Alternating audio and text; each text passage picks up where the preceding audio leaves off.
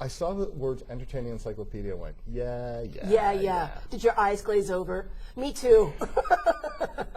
But damned if it isn't everything you need to know. Thank you so much. The other thing is it says essential tips. Because there isn't a lot of frou-frou. We have become, all of us, it doesn't matter where you live, people are taking it too seriously. Entertaining is too seriously.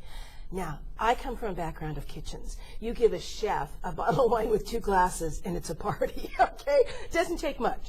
So all this stuff about, you see these books and my God, it would cost you $10,000 to set the table. Nobody lives like that. Nobody eats like that, most of the time.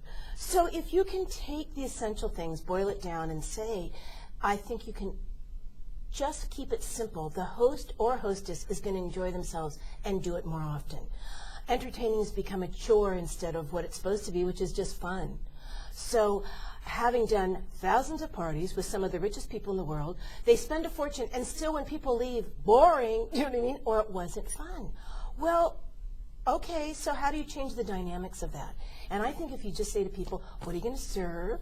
Where do you plan on having this party? I have friends that say, but Denise, I have no furniture. I said, well, then go to an inexpensive restaurant, negotiate with them and get a table for 10 people, and that can be your party for the year. Make it simple. Have fun.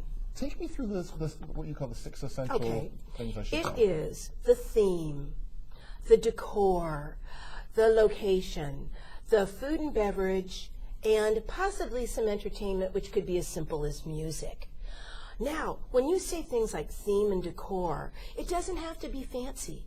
Sometimes the theme is, I was just saying this to a friend, we need to give you a party that, you were fired from that job, but like a week later got a better job. So that's what the theme of the party is.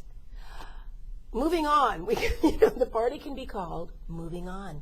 She was devastated, and then within a few days, everybody, her friends said, this is probably the best thing that ever happened to you. And then when she got a better job, I said, that is what the party's about. So, or sometimes I'll say to people, we should have the party that we made it through this week. Or the fact that, you know what I mean? A party to celebrate. There's so many things to celebrate that are not in the norm. One of them that I said, a friend who's, it's embarrassing, but also, I said, oh, well, we can have a party that your husband isn't going to jail for that that white collar crime. Good. You know what I mean? Thank God for that. But really, the theme can be as simple as it's going to fall colors in your backyard, or your irises came up, or your kid got your child finally got an A, or your overachieving child finally got a C. Something that everybody relates to, but it's fun. I like a theme, and then the decor is simple because you can, make coasters out of, the child's spelling bee or whatever. But what I'm really trying to do is by having a theme, you're telling your guests what they're going to get when they come to the party. So it makes it easier for them to say, oh, I can dress casually, or, if someone just lost their job, this isn't maybe the time for me to wear a new piece of jewelry, or I won't talk about my summer home. So, it's kind of being sensitive to your guests, to tell them what to expect, how to dress, how long is it going to be, are you going to get dinner or not? I hate it when I get an invitation and it doesn't have a time to it.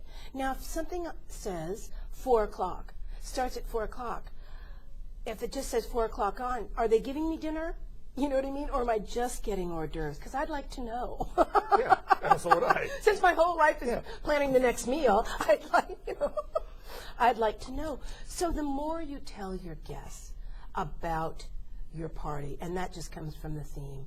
If it's a casual Saturday afternoon party, you could call it that, Saturday in the backyard party from 2 to 4. That means that you're going to give them maybe some nibbles, some drinks, maybe it's just beer and chips, but they can plan the rest of their lives accordingly.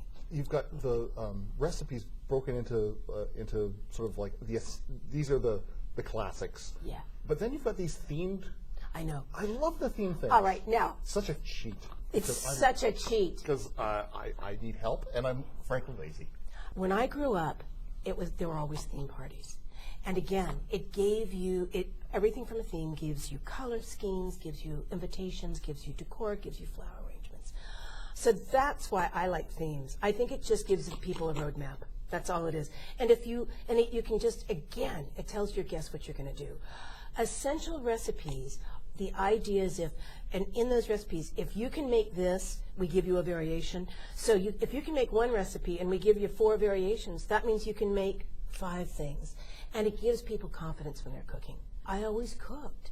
The only reason I started planning the parties was that I could make a little more money or my clients asked me to. Do you know what I mean? I'd so like to tell you this was a brilliant career, but it was like stumbling through the dark. And but really cooking makes you appreciate going to parties, I think, and also when you cook, you have a need to feed people. That's what it comes down to.